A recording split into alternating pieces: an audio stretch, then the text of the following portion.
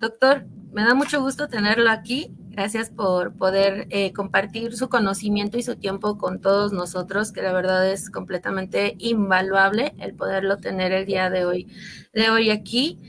Vamos a estar hablando el día de hoy acerca de miopatías inflamatorias. Creo que este mes es muy importante y sobre todo el de este año, porque al ser año bisiesto, el 29 de febrero se conmemora el Día Internacional de Enfermedades Raras. Y pues por el nivel de incidencia de las miopatías inflamatorias entramos ahí entre estos padecimientos no tan comunes. Así que pues vamos a informar un poquito acerca de qué son las miopatías inflamatorias y pues esto va a correr a cargo del doctor Medrano. Doctor, muchas gracias por estar aquí. Bueno, pues muchas gracias. Creo que para mí es un gusto. Cuando me vi involucrado desde el inicio de mi especialidad en las empatías inflamatorias, fue una enfermedad pues prácticamente apasionante porque eran múltiples manifestaciones clínicas y eran tan pocos pacientes que prácticamente decidí comenzar a conjuntarlos y comenzar a hacer algo para prácticamente poderles ayudar.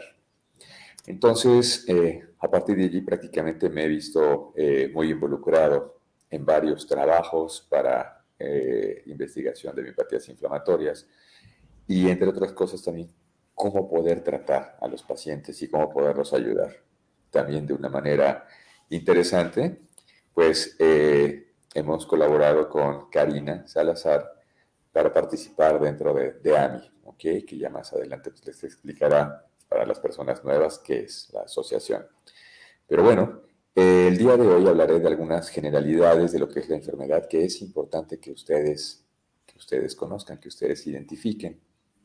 Entonces, por tal motivo, entonces, hablemos de miopatías inflamatorias idiopáticas o bien también conocidas actualmente como miopatías inmunomediadas. Comenzaremos de esta manera con un caso clínico. Es una paciente de 27 años de edad que inició en febrero del 2022 con lesiones cutáneas. Unas lesiones cutáneas muy características que tal vez sean conocidas por ustedes. De manera adicional, presentó debilidad muscular que afectó a los músculos del cuello, a los músculos del hombro y a los músculos de lo que es la cintura pélvica, que son los músculos que afectan lo que es los cuádriceps, glúteo mayor, glúteo medio, etc. Sin embargo, en el transcurso del tiempo, la paciente comenzó a presentar dificultad para pasar alimentos. Ya no podía subir escaleras hasta que prácticamente se vio postrada en cama. Sus actividades laborales pues, las vio sumamente limitadas a consecuencia de este proceso.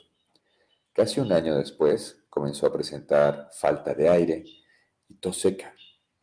Entonces, este cuadro clínico es algo que tal vez les sea muy característico a varios de ustedes, aunque existen diferentes formas de presentación, pero esto es algo muy clásico. Entonces, ¿de qué estamos hablando? Las miopatías inflamatorias son un grupo de enfermedades que tienen diferentes formas de presentación. Son enfermedades autoinmunes. Esto significa que el cuerpo identifica como extraño al cuerpo y en este caso a algunas estructuras. Estas enfermedades de miopatías inflamatorias llevan este nombre particularmente porque la enfermedad específicamente y en su mayor totalidad afecta al músculo. Otras enfermedades primas de esta enfermedad, que también son autoinmunes y a veces las tenemos en sobreposición, son la artritis reumatoide, el lupus eritematoso sistémico, la esclerosis sistémica. Particularmente, esta enfermedad no es una enfermedad en la cual el músculo afectado esté aislado. De hecho, se pueden afectar algunos otros órganos internos. No se sabe a ciencia cierta cuál es el motivo por el cual se presenta la enfermedad, aunque sí existen algunos factores identificados que comentaré más adelante. Pero, ¿a quién afecta la enfermedad? ¿Afecta de manera similar a los hombres y a las mujeres? Bueno, es una enfermedad que sí puede tener afección a ambos géneros, pero este tipo de enfermedades afecta más al género femenino que al masculino. Y las presentaciones son muy diferentes en cuanto a si se presentan en algunas poblaciones específicas, como en la población caucásica, en donde algunas formas de miopatías son diferentes a las que nos enfrentamos aquí en Latinoamérica, o bien también la forma en que se presenta en los niños no tiene tanta diferencia en cuanto al número de casos. Por un niño se afecta a una niña, pero en las personas adultas, de casi 4 pacientes, 3 son del género femenino y uno es hombre. Como bien lo comentó Karina hace rato, es una enfermedad muy poco prevalente, es una enfermedad que se considera huérfana, y estos son, por definiciones, muy pocos casos en una población de 100.000 habitantes. Específicamente para finales de los años 90 se había estimado una incidencia de hasta 10 casos por millón al año. O sea, es una incidencia muy baja y existe una prevalencia de 8 casos por cada 100.000 habitantes. Y las estadísticas a veces no son tan específicas. Al respecto, entonces, les puse unos ejemplos. Se desconfiguró un poquitito ahorita con la presentación, pero bueno, esto simplemente tenía la finalidad de hacerse una revisión para que vieran cómo en las diferentes poblaciones en el mundo se han tratado de estudiar las miopatías inflamatorias, pero no todos tienen estadísticas completas y confiables. Entonces, aquí les quería poner lo que era la incidencia y la prevalencia, nada más que no se va a ver bien porque se desconfiguraron, pero bueno, la conclusión es que el número de casos descritos en los países son sumamente bajos. ¿Ok? En otros países, Irlanda, Suecia, ¿ok? En Suecia, al parecer, es en donde más descripciones hay, ¿ok? Y bien. Sin embargo, ¿por qué va? En la definición inicial habíamos comentado que no se sabe la causa exacta de la enfermedad. Lo que sí es un hecho es que para que la enfermedad pueda presentarse, se necesita un factor genético. Este factor genético, si no está presente, pues por supuesto que la enfermedad no da. Estos son algunos de los genes involucrados que se presentan en esta enfermedad y varios de estos genes codifican para algún tipo especial o particular de miopatía. Pero existen otros factores interesantes. Cuando uno tiene un gen que codifica para alguna enfermedad, pues ese gen se puede mantener dormido en el transcurso del tiempo. Sin embargo, pueden existir algunos otros procesos ambientales o factores ambientales que pueden contribuir e interactuando con ese gen, despertándolo y desencadenando las manifestaciones clínicas. De estas situaciones ambientales al que se han visto involucradas en el desencadenamiento de la enfermedad son algunos procesos infecciosos. Entre esos procesos infecciosos bien identificados se encuentran estos agentes, que van desde bacterias hasta virus o bien algunos parásitos. Pero también de manera interesante, la forma de presentación que tendría que ver con estos factores ambientales hace de mucho interés para el estudio a lo que es este tipo de enfermedades. ¿Por qué? De hecho, y ahorita se los voy a comentar, existen diferentes formas de presentación de miopatías inflamatorias en las temporadas del año. Sobre todo esto se ha visto más en los casos en la infancia. ¿A qué me refiero con esto?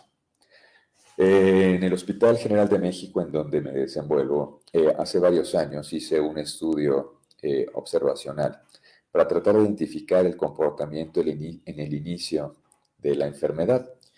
Y lo que me llamó mucho la atención es que también se desconfiguró un poco, pero bueno, la mayor parte de la presentación de los casos que yo atendí en el Hospital General de México eran pacientes con dermatomiositis.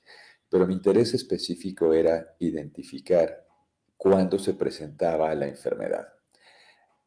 Lo que llamó la atención es que prácticamente la mayor parte de los pacientes con dermatomiositis se presentaban a finales del año, ¿sí? O principios de año. Esto era específicamente en invierno. Prácticamente revisando otros artículos, pues existen otros autores que también han identificado algo parecido. Esto prácticamente nos habla de ciertos agentes ambientales que influyen mucho en el desarrollo de esta enfermedad. Y otros factores que no necesariamente son infecciosos o ambientales son algunas sustancias que también han sido identificadas como factores desencadenantes en personas genéticamente susceptibles, que es el uso de penicilamina, el triptofano, implantes de silicón, implantes de colágeno, o bien algunas complicaciones en las cuales los pacientes pues reciben algún trasplante. Pero bien, cuando ustedes van al médico y se enfrentan al reumatólogo, una de las preguntas es, bueno, ¿cómo sabe el reumatólogo o por qué me está diciendo que yo tengo dermatomiositis o polimiositis? Pues bien, desde hace muchos años y hasta la fecha, utilizamos una serie de criterios de clasificación. Estos criterios de clasificación son los criterios de Bohan y Peters de los años 70, que aunque antiguos, se siguen utilizando. Son sencillos y prácticamente siguen siendo aplicables. Y estos son debilidad muscular. Pero una particularidad para esta enfermedad es que la debilidad muscular afecta específicamente a los flexores del cuello, a los músculos cercanos a los hombros, que le denominamos cintura escapular, o a los músculos de la cadera, que son el glúteo mayor, glúteo medio, e inclusive también la afección a lo que es el cuádriceps. Sin embargo, en casos más avanzados en donde los pacientes no han tenido atención médica, otros órganos, otros músculos también se pueden ver afectados. Otro punto particular que nos sirve para hacer el diagnóstico es la biopsia muscular. En México, la mayor parte de los pacientes tienen dermatomiositis. Son pocos pacientes con polimiositis. El que los pacientes tengan lesiones cutáneas nos ayuda un poquito a obviar el resultado de la biopsia muscular. Pero si hay pacientes que no tienen lesiones cutáneas, casi siempre les solicitamos que tenemos que realizar una biopsia. Es un elemento muy importante porque la debilidad muscular no solamente es ocasionada por las miopatías inflamatorias idiopáticas, sino existen otras condiciones que pueden ocasionar debilidad muscular. El otro es la elevación de las enzimas musculares. Ustedes verán que consulta tras consulta les solicitamos algunos estudios de laboratorio y estos son, y de mayor interés para nosotros, tanto para el diagnóstico como para el seguimiento, las enzimas musculares, que es la creatinfosfoquinasa, deshidrogenasa láctica y transaminasas. Y en muchos pacientes también le solicitamos lo que es la electromiografía. Un estudio un poquito molesto, son unos toquecitos eléctricos, pero nos ayudan a identificar ciertas características especiales para documentar la miopatía inflamatoria. Y al final, el quinto criterio son las alteraciones cutáneas características para esta enfermedad, de los cuales muchos de ustedes han presentado. Y más adelante, se han desarrollado nuevos criterios de clasificación. Estos fueron propuestos y lanzados en el año 2017, en donde prácticamente los mismos criterios de los 70 están prácticamente incluidos.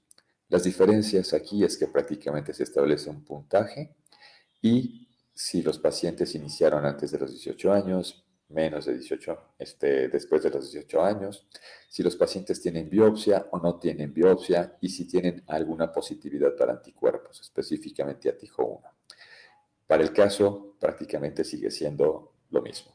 ¿Okay? Sin embargo, ya que nosotros como reumatólogos identificamos que ustedes tienen una miopatía inflamatoria, ¿qué sigue? Bueno, lo que sigue es tratar de clasificarlos en algunas formas de presentación. Y estas formas de presentación pueden ser la dermatomiositis, la polimiositis, la miositis por cuerpos de inclusión o miopatías necrosantes. Estos son los 4 grupos principales actualmente, ¿ok? En cuanto a la forma de presentación. Y esta forma de presentación no solamente es clínica, sino también puede ser caracterizada mediante la biopsia de músculo. Pero varios de ustedes se han enfrentado, híjole, me pidieron algunos estudios de laboratorio muy raros que a veces no hacen en mi hospital. ¿Por qué me piden estos estudios raros? Pues bueno, resulta ser que la investigación en las miopatías inflamatorias ha ayudado a documentar que existen ciertos marcadores particulares para cada una de las formas de presentación de las miopatías. Además de las cuestiones genéticas, estos marcadores específicos son anticuerpos, ¿ok? Y estos son varios de los anticuerpos. Pero ¿cuál es la particularidad de cada uno de estos anticuerpos? Y me voy a remontar a algunas cuestiones históricas. Anteriormente, cuando nos enfrentábamos a un paciente con, voy a poner el ejemplo de la dermatomiositis, pues veíamos que el comportamiento de los pacientes con dermatomiositis pues no era el mismo en todos los pacientes. Había pacientes que tenían una respuesta muy favorable, muy buena, tanto incluso que se han podido mantener sin tratamiento con la enfermedad en remisión no apagada. Pero otros pacientes con dermatomiositis tenían enfermedades un poco más agresivas, con afección a pulmón, o bien incluso formación de úlceras en las manos, etc. Entonces, bueno, pues en el transcurso de los años se han identificado ciertos elementos que ayudan a identificar diferentes particularidades en cada uno de los pacientes con miopatías. Y estos son los anticuerpos. A partir de aquí, entonces, estos anticuerpos nos ayudan a clasificar a los pacientes en otros grupos especiales. Y este es el grupo de los pacientes antisintetasa. Estos anticuerpos, el antijo 1, PL7, PL12, OJ, EJ, KJ, en fin, nos ayudan a identificar una forma particular de presentación. Habitualmente, los pacientes con síndrome antisintetasa, que son pacientes que tienen un curso clínico en el cual se afectan el músculo, se afecta, pueden tener inflamación articular, esto es artritis, pueden tener fenómenos de Raynaud, que son manos pálidas o moradas cuando se exponen a disminución de la temperatura, y afección pulmonar, se llama neumopatía intersticial. Este es el espectro clínico de los pacientes con síndrome antisintetasa. Y el que nosotros documentemos que ustedes presentaron alguno de estos anticuerpos nos obliga a buscarles intencionadamente alguna afección orgánica. Ejemplo, lo que les comenté hace ratito, afección pulmonar. Algunos pacientes que tienen anti-SRP, con estos, las alteraciones, además de la afección muscular, son algunas arritmias por miocarditis. Los pacientes con anti-Mi2, que es el anticuerpo más prevalente en toda nuestra población mexicana, son pacientes que en general tienen un curso clínico más benigno y tienen afección cutánea. Es muy rara, y si, no es, y si es que más bien nula, la afección a órganos internos. Pero otros anticuerpos importantes y de sumo interés es la presencia del anti-TIF1 gamma. El anti-TIF1 gamma es un anticuerpo que nos obliga a buscarles algún tumorcito oculto. Por tal motivo, varios de ustedes como pacientes han sido sometidos a alguna serie de estudios un poquito más sofisticados para tratar de buscar que no tengan algún tumor oculto. Esta es la relevancia de estos estudios raros que nosotros les solicitamos hoy en día. Y esto ha surgido a partir de proyectos de investigación clínica. Esto es lo mismo, ¿ok? Y en esta tablita pues está la forma en la cual ya se clasificaron los pacientes con los anticuerpos. Los pacientes del grupo antisintetasa con estos anticuerpos, los pacientes con dermatomiositis, que pueden ser pacientes con anti-Mi2, con anti-MDA5, con anti-TIF1 gamma, NXP2 o anti-SAE. Los pacientes con miopatías necrosantes, que son aquellos que tienen el anti-SRP, o bien este anticuerpo, que es el HGMR, y esto lo vemos más en algunos pacientes que tienen complicaciones con el uso de estatinas, que son medicamentos para el tratamiento del colesterol. Y al final, el grupo de los pacientes con miositis por cuerpos de inclusión, que es una miopatía aún más rara. Pero ya que tenemos esto, ¿qué sucede con los pacientes en el transcurso del tiempo y durante el seguimiento? ¿Cómo les va? ¿Cómo es el curso clínico? Bueno, pues el curso clínico es muy variable y depende de la forma de presentación, depende de la gran serie de variables que tengan dentro de lo que forma su enfermedad, y esto incluye si es polimiositis, dermatomiositis, miositis por cuerpos de inclusión o la presencia específica de algún anticuerpo.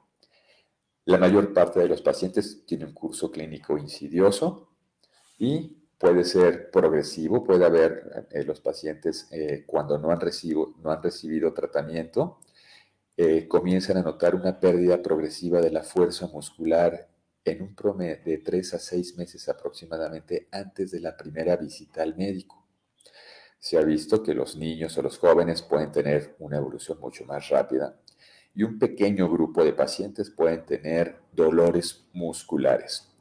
Pero en pacientes que no han tenido una atención oportuna y que pasa mucho tiempo, la afección muscular puede ser más intensa, pudiendo afectar incluso otros músculos, como los músculos de la deglución. La unión de lo que es el tercio superior del esófago es músculo estriado, esta parte que está aquí. Entonces, los pacientes tienen dificultad para pasar alimentos. Pueden tener también dificultad para respirar, ¿ok? Pero dentro de todo esto, cuando seguimos evaluando a los pacientes, nosotros como médicos tratamos de evaluar dos cosas. Como comenté también al principio, las miopatías inflamatorias no son una enfermedad que afecte solamente al músculo. Puede haber pacientes que tienen manifestaciones extramusculares, que son las que comentaré a continuación. Sí, perdón, pero se desconfiguró todas las diapositivas con la presentación, entonces taparon algunos textos, pero bueno. En esta diapositiva lo que les quiero comentar es que los pacientes con dermatomiositis pueden tener miopatías inflamatorias pueden tener muy diversas formas de afección cutánea. Para los pacientes con dermatomiositis puede haber lo patognomónico, y que muchos de ustedes conocen, que es unas lesiones enrojecidas en esta región, que es la región de las articulaciones metacarpofalángicas, en donde se hacen unas pápulas. Esto es algo muy característico de dermatomiositis. O también puede haber la lesión eritematosa sin pápulas. Otras lesiones cutáneas son lesiones en los párpados, a los cuales también ustedes han de conocer ya.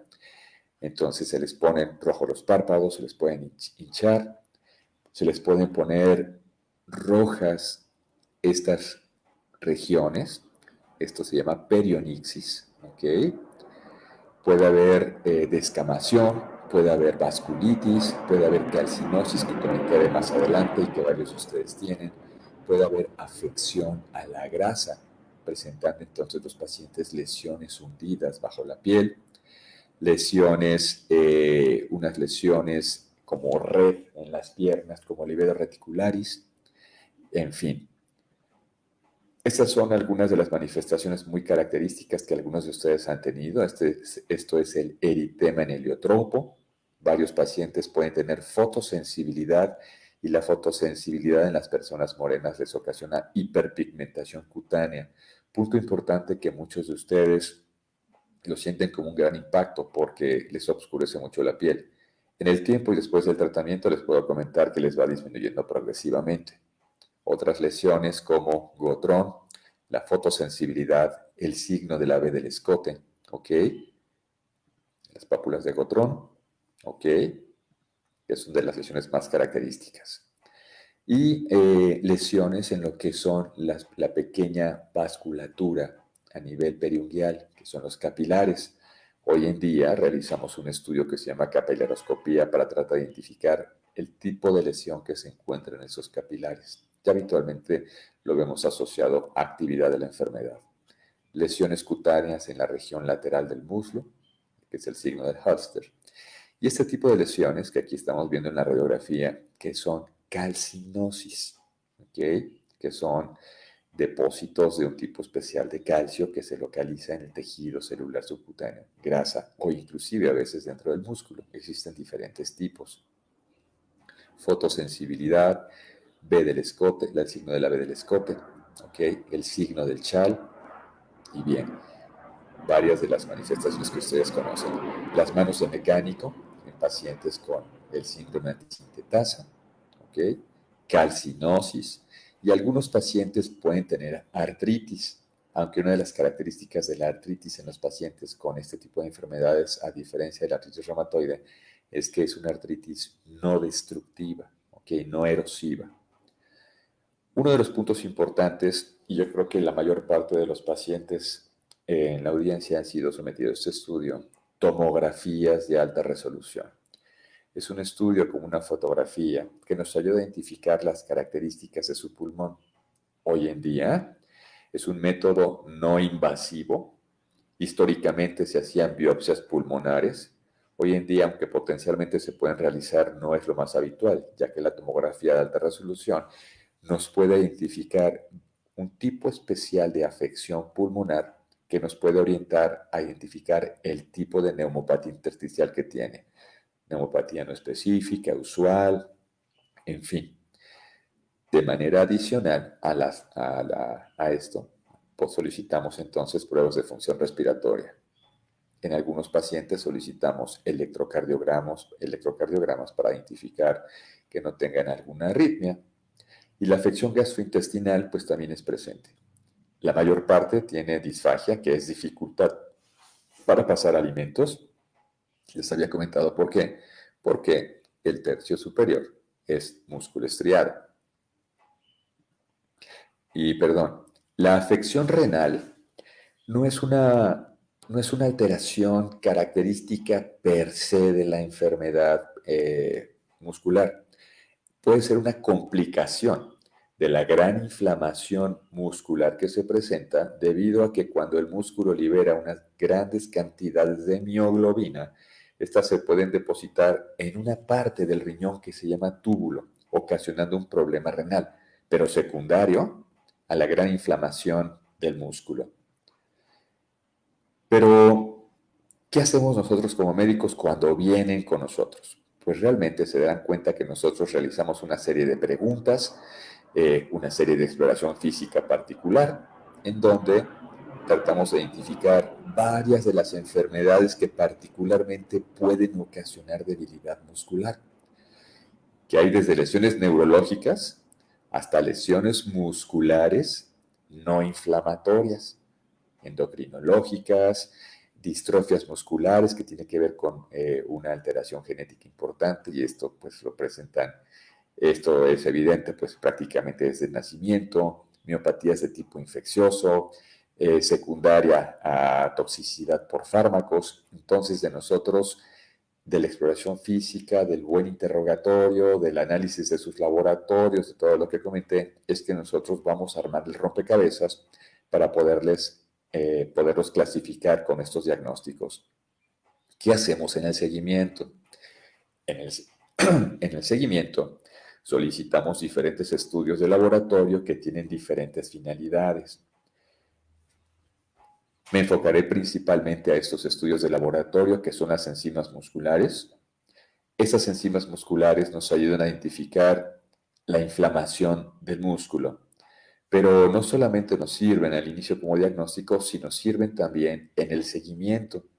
Cuando les damos cita a ustedes y los vamos a evaluar, también revisamos las enzimas musculares para compararlas con las enzimas de la visita previa. Si estas enzimas musculares que estuvieron elevadas al principio de la enfermedad, en el transcurso del tiempo van disminuyendo con el tratamiento médico que nosotros les prescribimos, pues significa pues, que la respuesta es favorable.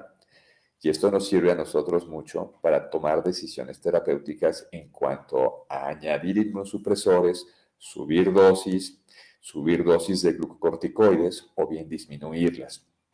También de manera adicional llegamos a solicitar biometría hemática, con la cual vamos a evaluar que no tengan toxicidad también por los fármacos que damos, las pruebas del hígado, en fin.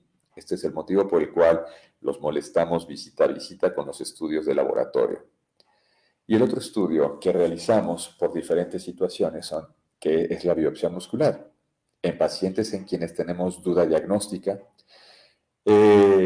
y la biopsia muscular pues se considera como el estándar de oro. El estándar de oro pues es el estudio fuerte que prácticamente da el diagnóstico.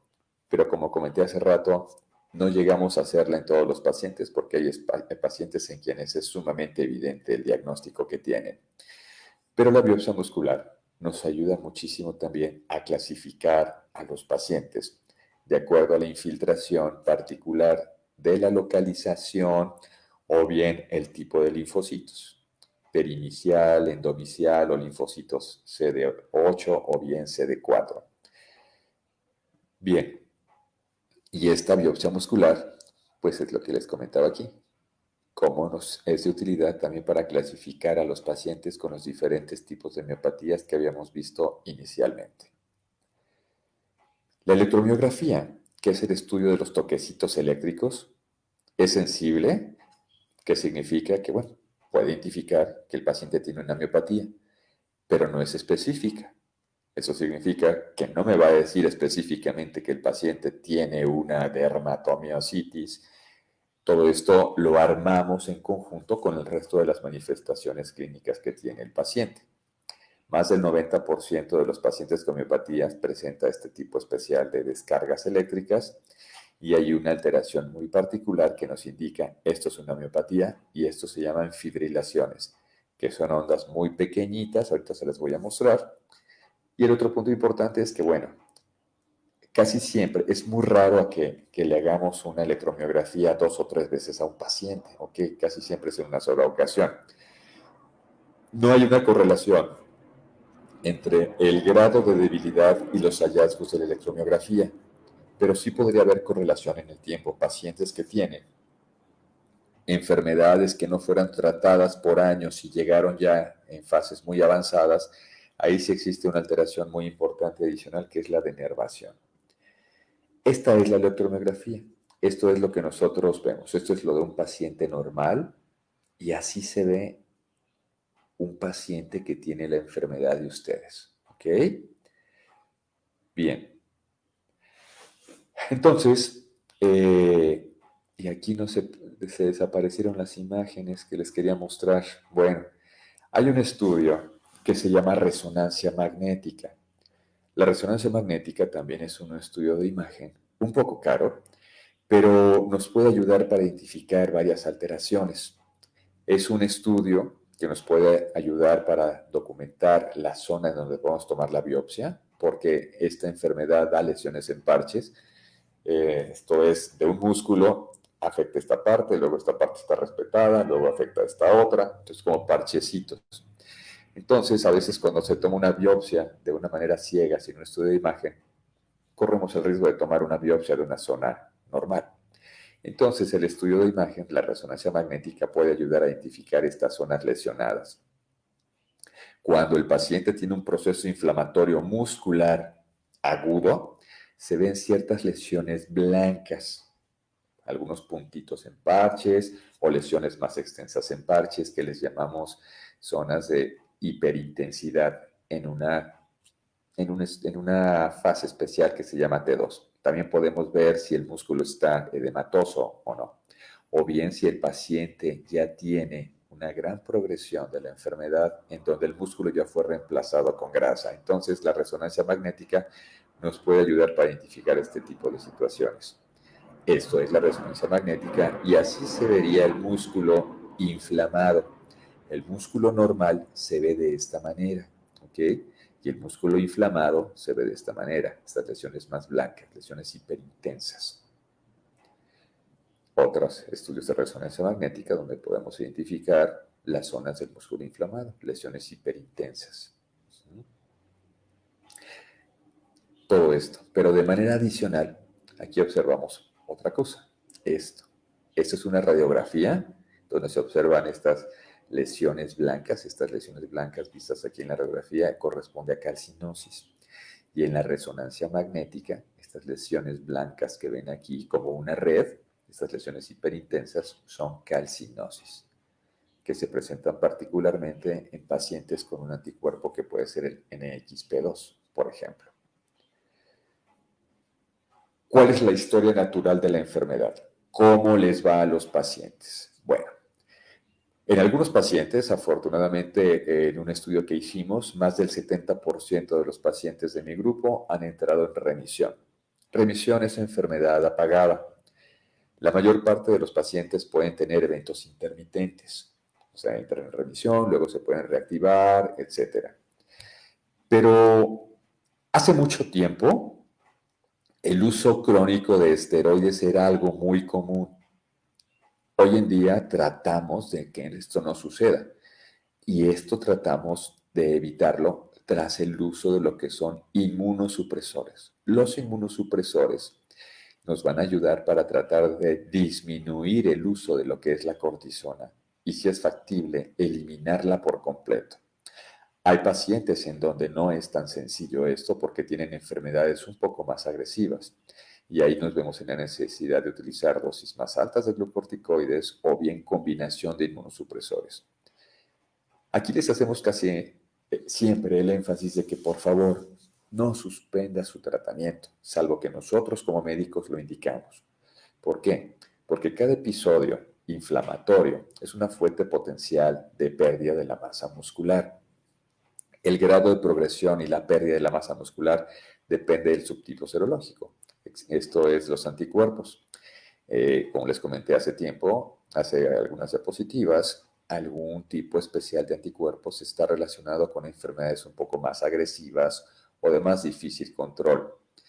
La mejor respuesta terapéutica se ha visto en el grupo de los pacientes con dermatomiositis que tienen el anticuerpo anti-Mi2 y los pacientes que tienen miositis por cuerpos de inclusión o anti-SRP son pacientes que tienen una respuesta más difícil. Sin embargo, hoy, con los nuevos tratamientos y tal vez el tratamiento un poquito más agresivo, esto nos ha ayudado para ayudar a los pacientes a que puedan reincorporarse a su vida familiar, a su vida laboral y prácticamente desprenderse por completo de lo que es la silla de ruedas. Yo siempre les digo, yo los quiero ver caminando a la siguiente consulta. Bien. Y algo sucede aquí que no quieren pasar las demás diapositivas. Un segundo. Ok, bien. Dada la situación de que es una enfermedad rara, una enfermedad poco prevalente, diversos países se han unido para tratar de establecer un registro de los pacientes con esta enfermedad. México es uno de los países que conforma parte de este grupo de estudio. Este grupo de estudio está comandado en México por la doctora Mónica Vázquez del Mercado. Conformamos parte de ese grupo de estudio. Y se han unido para este registro países como China, Noruega, Suecia, el Reino Unido, República Checa, Hungría, Italia, para tratar de registrar a los pacientes con esta enfermedad y tratar de esta manera identificar ciertos aspectos que sirvan para conocer más de esta enfermedad, que incluye la forma de presentación de las enfermedades, que incluye la identificación de autoanticuerpos. Y bien, entonces esto es el tema que les quería exponer, algunas generalidades de lo que son las miopatías inflamatorias. Les tengo yo unas propuestas para pláticas que requerirán un tiempo un poquito más largo, que sería posteriormente abordar el tratamiento en las miopatías inflamatorias, posteriormente hablar de procedimientos específicos en miopatías inflamatorias, posteriormente hablar de diversos estudios de investigación clínica en miopatías inflamatorias, y esto es de sumo interés precisamente porque como son enfermedades poco prevalentes, el mayor estudio de su enfermedad va a ayudar a identificar ciertas particularidades que podrían tener beneficio en la ayuda de más pacientes. Hoy en día se están llevando a cabo varios estudios de investigación clínica y pues esto es una invitación porque varios de ustedes han estado expuestos a múltiples fármacos y algunos de ustedes no han tenido respuestas satisfactorias. Hoy en día se están abriendo muchos ensayos clínicos para pacientes con miopatías inflamatorias idiopáticas e identificar las nuevas o mejores modalidades terapéuticas que les puedan ayudar a ustedes. Aquí, si alguno de ustedes tuviera alguna enfermedad activa de estas miopatías inflamatorias, pues están invitados a un protocolo en el cual no tienen que pagar nada y es con un fármaco que se llama inhibidor de las YAC-sinasas. cuya particularidad es ayudar a mejorar las características de la enfermedad. Hay una empresa que está desarrollando esta molécula que se llama Brepocitinib, específicamente para enfermedades autoinmunes huérfanas y especializadas que tienen pocas terapias aprobadas o que han tenido alta morbilidad y mortalidad, enfermedades graves, para los cuales se está pretendiendo dar este fármaco. Y el mecanismo de acción pues pretende ayudar a los pacientes con estas enfermedades. Entonces, pues esto es parte de la primera de una serie de pláticas que me gustaría darles para que conozcan bien todo lo que existe con relación a este tipo de enfermedad. No sé si tengan ahorita alguna pregunta o comentario. Okay. Doctor, muchísimas gracias. Creo que nos ayudó bastante la información. Estuvo raro lo de las imágenes. Vamos a revisar también qué fue lo que sucedió, porque obviamente Sí, son muy ilustrativas, evidentemente, y se son de gran desapareció. ayuda. Se desaparecieron todas las imágenes, pero yo creo que es el Sí, formato, ¿eh? Porque aquí en mi presentación en la computadora todas tienen las imágenes, entonces hay que ver por qué se desapareció todo. sí, Ajá. yo creo que al momento de proyectarlas, porque yo también aquí en lo que vamos gestionando, también las veo en chiquitito, pero sí las veo, no sé al momento de proyectarlas qué sucedió. Pero bueno, muchísimas gracias por esta información, doctor. Vamos a leer algunos de los comentarios que nos han dejado las personas que se conectaron. Tenemos muchos saludos. Afortunadamente, muchas gracias a todos que se desmañanaron para estar con nosotros el día de hoy. Esto es algo muy bueno porque al final es información muy importante para todos. Lo mandan a saludar, doctor, desde Chile. Ah, ok, gracias. Aparte, algo muy importante también aquí es, no, bueno, a mí en lo personal me gusta mucho cómo nos explica la información porque pasa el tiempo y a pesar de que ya estamos familiarizados con las consultas, con que los médicos nos digan cómo vamos, qué tenemos y demás, creo que el poderlo entender de una manera eh, mm, con un sustento científico, pero explicado de una forma sencilla, también nos ayuda a concientizar mucho, pues, qué sucede, ¿no? Cómo suceden las cosas. Lo siguen saludando. Aquí tenemos, bueno, varias personas que nos dicen que evidentemente usted es una eminencia en estos temas y que pues muchas gracias por compartirlo con nosotros. Gracias, Le gracias. mandan saludos desde Barranquilla, Colombia, también. Tenemos ya aquí una duda. Buenos días, doctor Gabriel. ¿Es cierto que la polimiositis deriva del lupus? No, de hecho, una de las cosas que les comenté al principio es que para que dé una enfermedad autoinmune, tiene que haber ya cierta información genética. Esa información genética para las enfermedades autoinmunes de manera general está codificada en el brazo corto del cromosoma 6, de manera general, aunque existen muchas cosas más, ¿ok? Sin embargo, eh, dentro del grupo general de las enfermedades autoinmunes, existen ciertas enfermedades que se parecen o comparten manifestaciones clínicas. Hoy en día está bien identificado que aunque varias enfermedades se parecen, existen ciertas diferencias genéticas y marcadores de anticuerpos que las diferencian. Entonces, el lupus y la polimiositis no son lo mismo. La polimiositis no deriva del lupus. La conclusión de ambas es que son enfermedades autoinmunes. Son enfermedades en las cuales el cuerpo reconoce como extraño al cuerpo.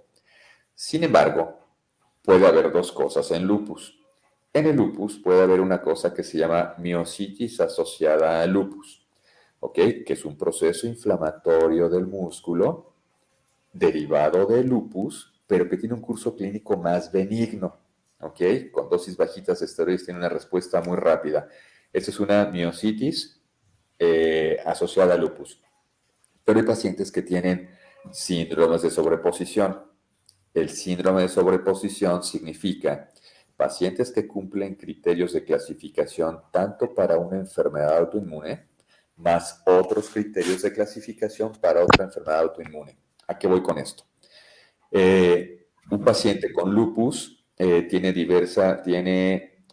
bueno, hay muchas manifestaciones clínicas. El criterio de entrada son anticuerpos antinucleares positivos, más un puntaje para cada manifestación, como es la glomerulonefritis, la anemia hemolítica, la artritis, eritema malar, úlceras orales, caída del cabello, agua en los pulmones, agua en el corazón, en fin. La suma de varias de esas nos ayuda a clasificar al paciente como lupus.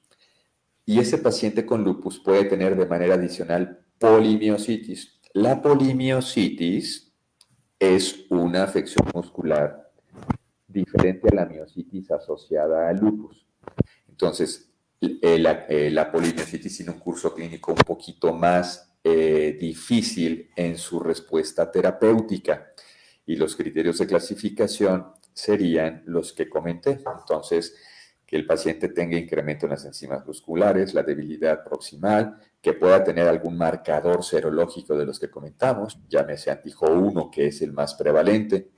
Entonces, la respuesta es que puede haber los dos escenarios, la polimiositis más el lupus, que es síndrome de sobreposición, o la miositis asociada al lupus, que es un proceso inflamatorio de fácil respuesta. Responde a dosis de esteroides sin tanta dificultad, a diferencia de un paciente con polimiositis. Okay. Muchas gracias, doctor. No sé si quedó claro o quedó muy confuso eso. ¿Ok? Son cosas que nosotros prácticamente como clínicos diferenciamos. ¿Ok? Muy bien. Aquí tenemos una duda desde Argentina, un paciente que tiene dermatomiositis desde hace un año y se encuentra en tratamiento con micofenolato de 500 miligramos. Y nos dice, ¿por qué a mí se me manchó la piel primero y después me dolió mucho el cuerpo? Bueno, la primera mofetil-micofenolato, pues es un buen tratamiento, ¿ok? Ahora, ¿por qué se manchó primero la piel y luego se afectó el músculo? Esa es la respuesta, esa es la pregunta. Bueno, la forma de presentación es muy variable de paciente a paciente. La mayor parte de los pacientes, hablando específicamente de dermatomiositis, comienzan con afección cutánea, porque prácticamente es lo que más se ve. No significa necesariamente que el músculo no se haya afectado inicialmente. De hecho, para que un paciente comience a presentar debilidad muscular ya sintomática, que le cueste trabajo levantarse de la cama o subir las escaleras, ya prácticamente hubo una afección de más del 60 o 70% de las fibras musculares para que el paciente lo comience a notar. O sea, es una cantidad muy grande de fibras musculares para que el paciente comience a percibir que ya le falta fuerza. Pero de manera general, la afección cutánea en la dermatomiositis es lo más frecuente. Estamos expuestos a la radiación y eso prácticamente es uno de los factores etiopatogénicos para esta enfermedad. Por ese motivo hay más dermatomiositis en esta parte de nuestros países, lo que es Mesoamérica, más que en los extremos, más que arriba o abajo en el planeta. Pero la explicación es esa. La afección muscular se va presentando en el transcurso del tiempo de manera gradual en ascenso hasta que el paciente comienza a notar que prácticamente ya le faltó la fuerza. ¿Ok?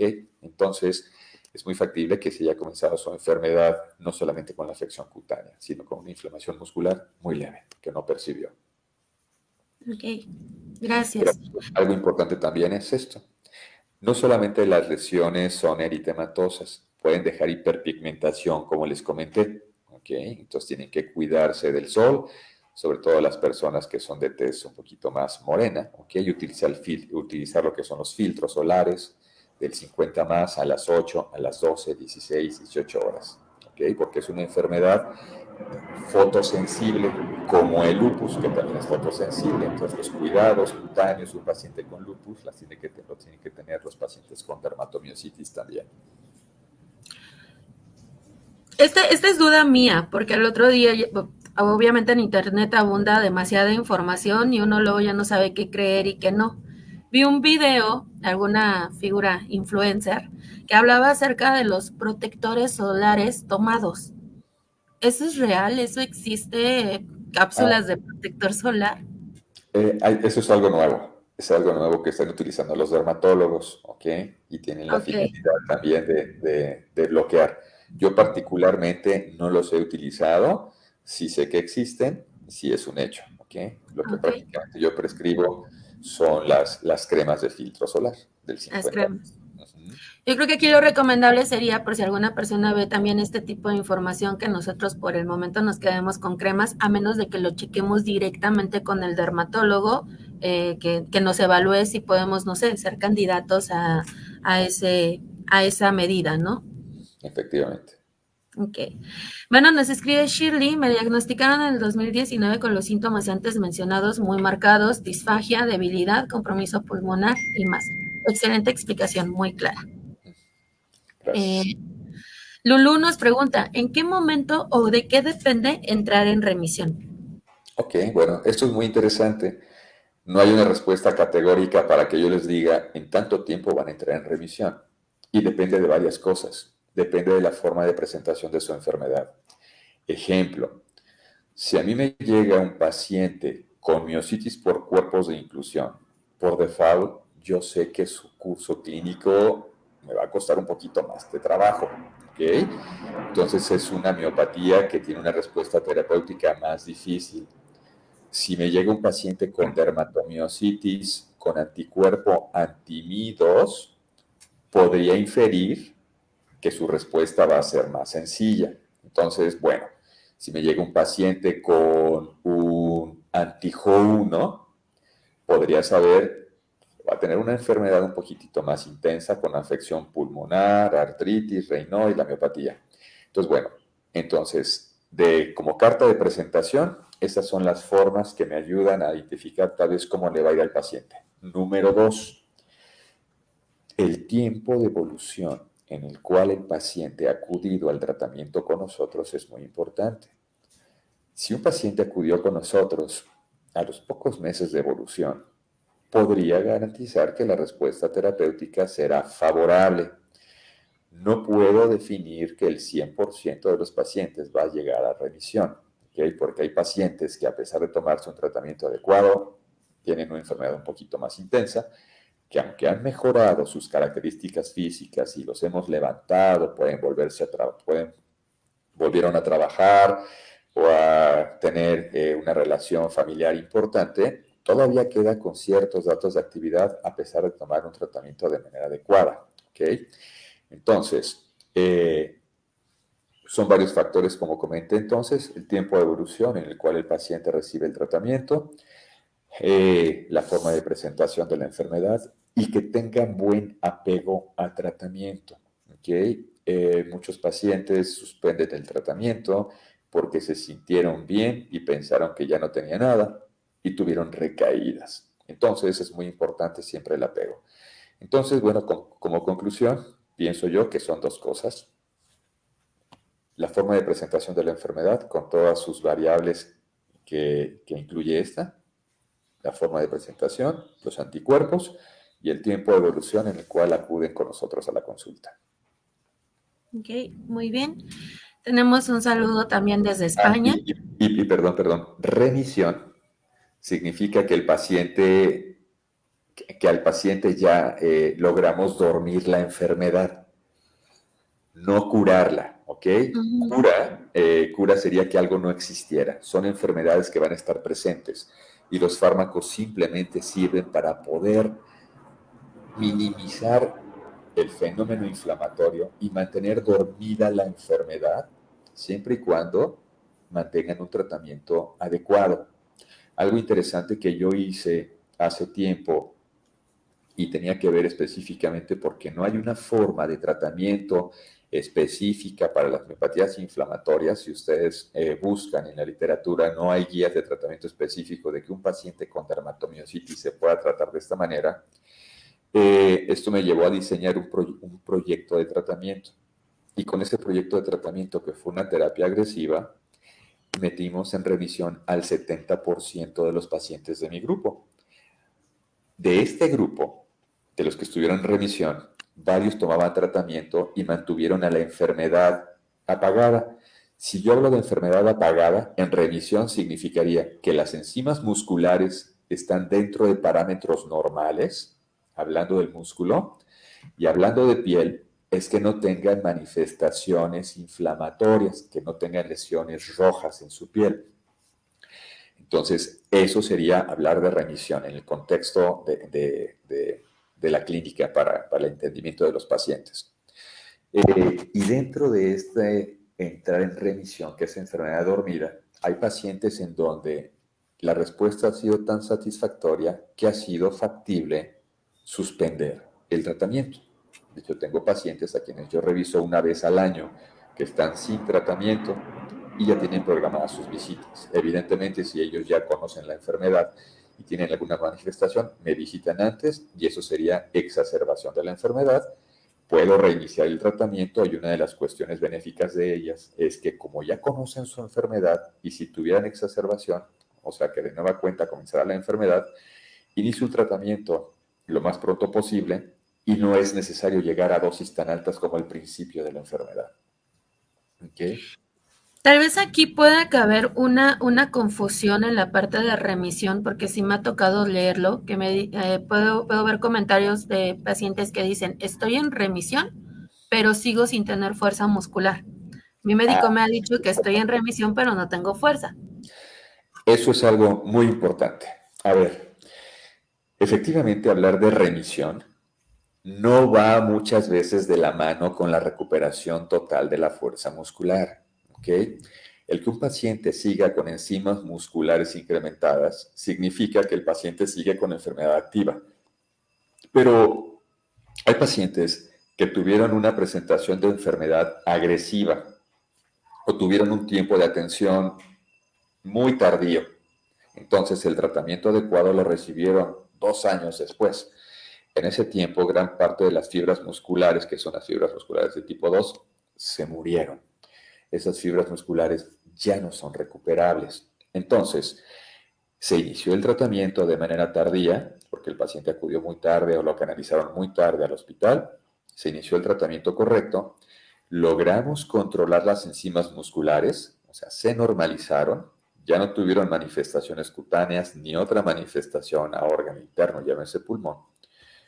Pero el tiempo de evolución influyó mucho en que esa masa muscular se perdiera. O sea, que aunque el paciente ya esté con la enfermedad dormida, esa masa muscular ya no se ganó y va a quedar con pérdida de la fuerza muscular pues por el resto del tiempo.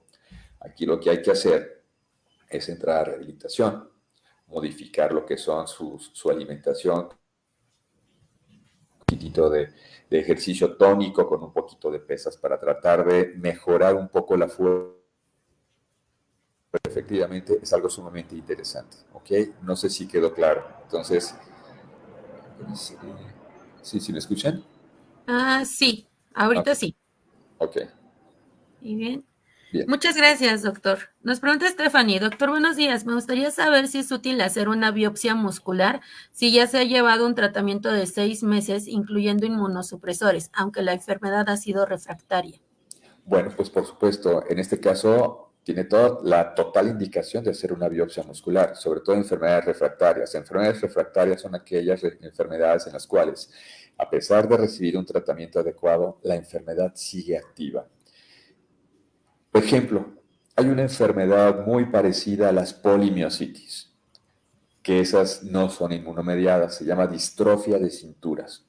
Estas distrofias de cinturas corresponden al terreno de la especialidad de neurología, pero esta enfermedad se parece mucho a la polimiositis, es una enfermedad que no tiene afección que no tiene afección cutánea, tiene afección muscular a la cintura escapular, cintura pélvica, incremento en las enzimas musculares de una manera idéntica a la polimiositis. No tienen evidentemente anticuerpos marcadores, ¿okay? Pero muchos pacientes a veces no tienen la capacidad económica para hacerse este estudio de los anticuerpos. Entonces, pues se quedan probablemente con el diagnóstico de polimiositis y a pesar de dar tratamiento siguen mal y se siguen deteriorando. Este tipo de pacientes necesariamente requiere una biopsia muscular. La biopsia muscular nos va a ayudar para identificar el tipo de infiltrado inflamatorio, la localización, en fin, para tratar de identificar si realmente nos estamos enfrentando a una polimiositis o es otra cosa, como las distrofias de cinturas, por ejemplo. Así es. Ok. Muy bien. Y, ajá. No, dígame, Y, dígame. Y algo importante, ahorita estamos invitando a los pacientes para realizarse biopsias musculares, que más adelante en otro capítulo lo tocaremos porque sí es algo un poquito más extenso. ¿Mm? Sí, claro. Claro, pero qué bueno, que eso también es muy, muy importante porque la biopsia la dejan como muchas veces en el último lugar, como comentaba hace rato, ¿no? Hay casos muy evidentes, pero otros que sí tal vez necesitan ser más Claro. puntuales, ¿no?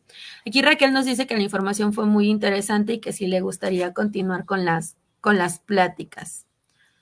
Yo tengo una miopatía muscular con polifasia algo elevada y quiero preguntar, ¿la coenzima Q10 me puede ayudar? Ok, bueno, la coenzima Q10 se le han achacado varias particularidades benéficas.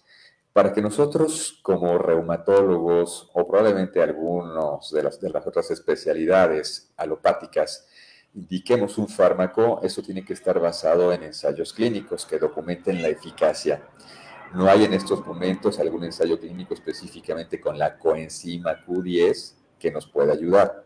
Reitero, se le han achacado muchas cuestiones benéficas, pero particularmente documentar eficacia en miopatías inflamatorias no se ha visto.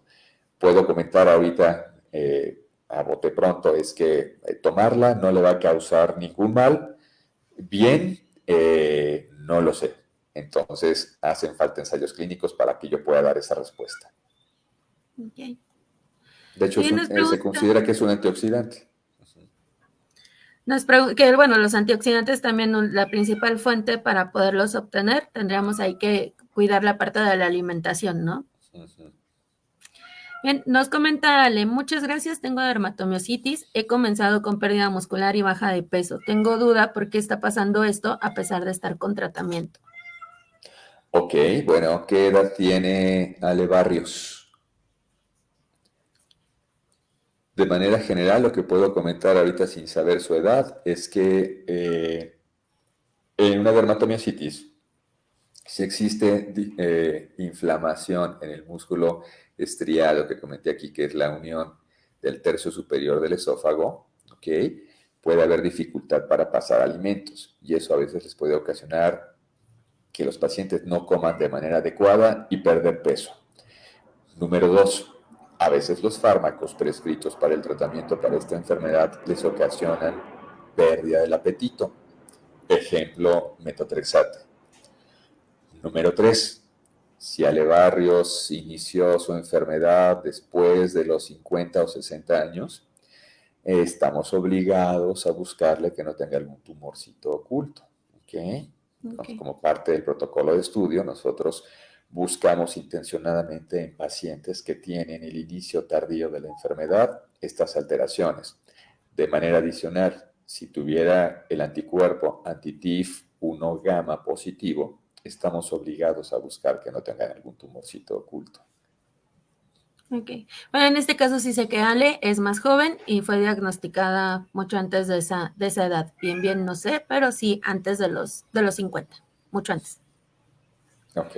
Y bien, tenemos aquí una pregunta. ¿Mis hijos pueden heredar o mis nietos o hasta la tercera generación?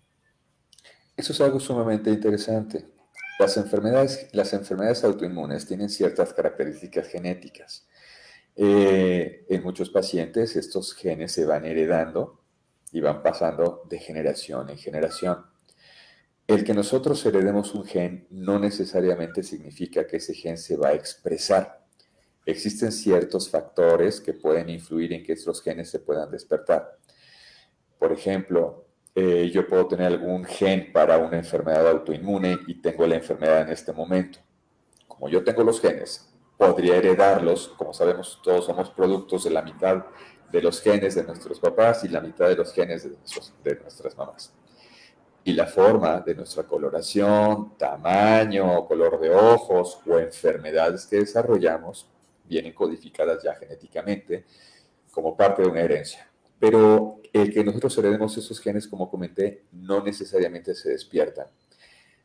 Aunque se pueden heredar, las enfermedades autoinmunes, reumatológicas que más prevalencia tienen con relación a la herencia son la artritis reumatoide y tal vez el lupus.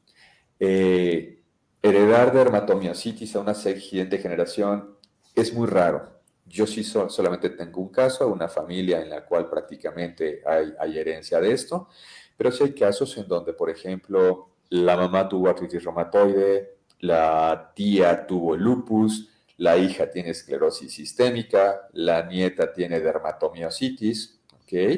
Entonces sí ha sucedido, pero no es lo más frecuente. Y la otra es, mientras más casos de enfermedades autoinmunes de este tipo existan en una familia, pues sí, existe un riesgo más incrementado de poder desarrollar una enfermedad. Muchas gracias.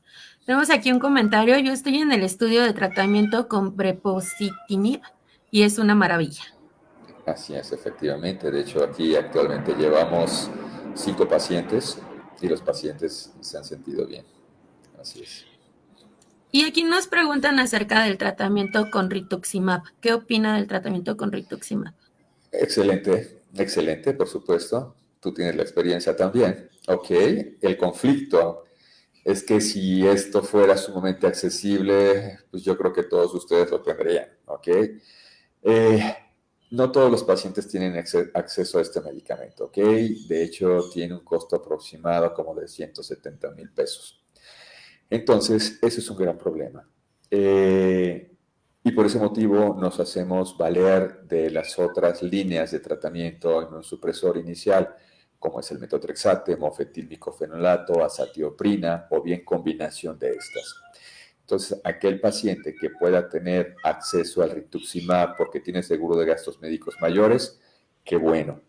Pero uno de los conflictos importantes a veces de liberar rituximab a nivel privado con seguro de gastos médicos mayores es que para que se pueda indicar un fármaco de estas características, tienen que tener una liberación por IPP, que tiene que ver, se refiere específicamente a una indicación precisa. Ejemplo, el rituximab es un fármaco, es un anticedrainte, que tiene una indicación precisa para el tratamiento del linfoma. ¿Ok?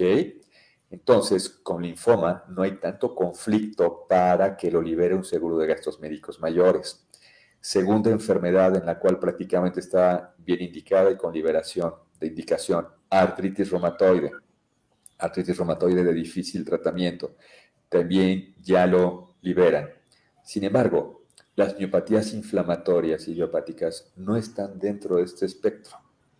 Entonces, aunque nosotros como reumatólogos sabemos que la respuesta es súper buena, algunos pacientes se han podido beneficiar porque se han podido obtener de alguna manera diferente, que es o con compra directa, en fin, ¿ok? Pero esas son algunas de las complicaciones por las cuales a veces no se puede tener el acceso, quitando la cuestión económica, al rituximab directamente. Más adelante, cuando hable de tratamientos, les voy a comentar algo porque hice un estudio de la terapia que utilizamos de manera general con inmunosupresores contra los pacientes que utilizaron rituximab. Entonces, evidentemente hay una diferencia, ¿ok? Pero el problema, como comenté, es el acceso que tiene que ver por diversas circunstancias, ¿ok? Bien. Tenemos aquí una duda más. Hola, buenos días, doctor. Yo ya estoy inflamada de la garganta y no es gripe. Tengo dermatomiositis. A ver, aquí no sé a qué se refiere, le duele la garganta, no puede pasar alimentos. Si yo veo así y con esta pregunta quiere deslindar a una infección de un problemita en la garganta, puedo inferir tal vez que no puede pasar alimentos. Entonces, si no puede pasar alimentos, esto está dado específicamente por el problema que comenté. El tercio superior de la unión al esófago es músculo estriado y es el músculo característico que se afecta en estas enfermedades. Entonces, mientras la enfermedad esté activa, es factible que tenga disfagia, que es dificultad para pasar alimentos. ¿Qué hacemos en este caso? Los tenemos que mandar a una cosa que se llama biofeedback. El biofeedback se realiza en rehabilitación y es como una enseñanza de nuevo para poder deglutir. Muchos pacientes con su enfermedad terminan a veces con gastrostomía durante varios meses porque es imposible pasar inclusive hasta pequeñas gotitas de agua. Entonces, lo que hay que hacer es dar el tratamiento correcto para ayudar a desinflamar el músculo, que estos son glucocorticoides con supresores, y que la manden entonces a rehabilitación a esta forma del biofeedback para enseñarla de nueva cuenta a deglutir, porque si no va a persistir con dificultad para pasar alimentos. Muy bien. Ale nos pregunta cómo puede ingresar al estudio del ensayo, y también nos dejó los datos de que se enfermó o empezó con la enfermedad a los 17 años y que tiene ahorita 41 años. Ok, de acuerdo. Bueno, para entrar al ensayo tiene que tener la enfermedad activa. Este estudio con brepositinib ahorita específicamente está encaminado para pacientes que tienen el grupo de enfermedad de dermatomiositis. Son pacientes que tengan lesiones cutáneas activas, que tengan las lesiones rojas que comenté. Hay dos estudios que se van a abrir, que son para pacientes que no tienen dermatomiositis, que son pacientes con polimiositis, con miopatías necrosantes, ¿ok? Que esos se van a abrir yo creo que en unas 3 semanas, pero ahorita para el de brepositinib tiene que tener lesiones cutáneas activas en la piel. Y para esto, bueno, en la plática dejé ahí el contacto con la dirección y el teléfono. De todas maneras, les comento el teléfono donde me pueden localizar para este ensayo. Es el 55 55 33 41 80. También en una diapositiva previa está mi correo electrónico, que es gabrielmedranor@msn.com. Y entonces ahí me pueden escribir y yo les digo. Entonces tiene que tener la enfermedad activa, incremento en las enzimas musculares, y que a pesar de estarse tomando el tratamiento que le prescribió su reumatólogo de manera correcta, siga con la enfermedad activa. Esos son prácticamente los criterios de inclusión. Ajá. Y me pueden escribir al correo o llamar al teléfono y ya les comento. Y algo importante, estos ensayos clínicos tienen 0 costos, no tienen que pagar ni un centavo, ¿ok?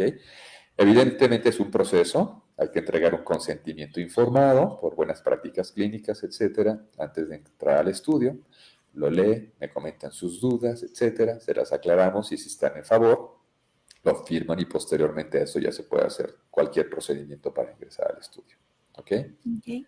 Muchísimas gracias por la información. Tenemos muchísimas dudas, tenemos bastantes. No sé qué le parece, doctor, si hacemos el recopilado de las dudas para incluso planear algo para poder dar respuesta a ellas, porque todas son muy importantes, todas piden información también pues valiosa, pero podemos hacer algo con ello o incluso en algún momento organizar una sesión de preguntas y respuestas para que podamos tener un poco Exactamente. más de tiempo, ¿no?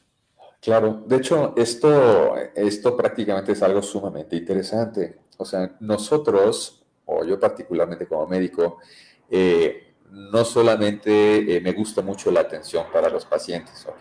Doy clases a los residentes, etcétera. Me gusta mucho la información hacia los pacientes. Creo que un paciente bien informado está más tranquilo con su enfermedad, ¿ok? O puede identificar nuevas alternativas terapéuticas, en fin, porque el tratamiento para los pacientes es un tratamiento de diversas vías, no solamente el tratamiento médico, hay tratamiento no médico, hay tratamiento con rehabilitación, hay tratamiento psicológico. Entonces, un paciente requiere atención a los diferentes niveles. Siendo así, entonces, es que el plan es establecer un programa, series de programas, de pláticas, donde prácticamente podamos resolver todas estas dudas. Inclusive en algunos momentos he invitado a rehabilitadores, a psicólogos, etcétera. Bueno, tú eres psicóloga también, ¿ok? Entonces, creo que las pláticas con cada uno de nosotros hacia los pacientes es algo de mucha ayuda para los pacientes, ¿ok? Entonces yo con todo gusto y creo que uno de los temas que va a resaltar muchísimas pláticas, muchísimas preguntas, perdón, es el tema del tratamiento. Al hablar de tratamiento, ahí sí va a haber 20,000 preguntas. Y lo que podemos hacer, porque me gusta más estar hablando que estar escribiendo, estas preguntas que me hiciste las podemos recopilar y las retomo en la siguiente plática que tengamos, ¿ok? Y las explico, adicionales a las pláticas que puedan, a las preguntas que puedan surgir de la plática de tratamiento. Sí, Ajá. sí. Muy Me bien, parece perfecto. muy bien porque también van a llegar más dudas de las personas que tal vez no estuvieron conectados en vivo, entonces poder hacer ese recopilado de las preguntas para poderlas abordar en la siguiente sesión que podamos tener. ¿No? Y Ok, mientras tanto, a todas las personas yo les invito a que puedan seguir la página de Facebook de AMI, que es donde vamos a estar mandando la información y las invitaciones a este tipo de transmisiones para que no se pierda ningún detalle. Si tenemos alguna información adicional que nos pueda compartir algún especialista, también la estaremos publicando ahí. Les dejé en un comentario aquí abajo los datos que nos compartió el doctor Medrano para que puedan pedir información acerca del ensayo y que es pues aprovechar esta oportunidad muy importante para poder mejorar nuestra calidad de vida y pues mejorar como pacientes con miopatía inflamatoria. Vamos a estar trabajando mucho, como lo comentó ahorita el doctor, en poder dar más información, en compartir más cosas que para ustedes puedan ser de utilidad. Así que si también tienen propuestas, sugerencias, cosas que les gustaría saber, áreas de especialidad en las que tal vez dicen no tengo mucha información, en la página de Facebook de la Asociación Mexicana de Miopatías Inflamatorias, nos pueden dejar toda la información y nosotros pues buscaremos la manera de poderlo hacer posible. perfecto. Muchísimas gracias. Al contrario, doctor, muchísimas gracias por haberse conectado con nosotros. Voy a hacerle el recopilado de las preguntas que nos hicieron llegar y les estaremos informando a todos cuándo será la siguiente sesión. Así que muchísimas gracias.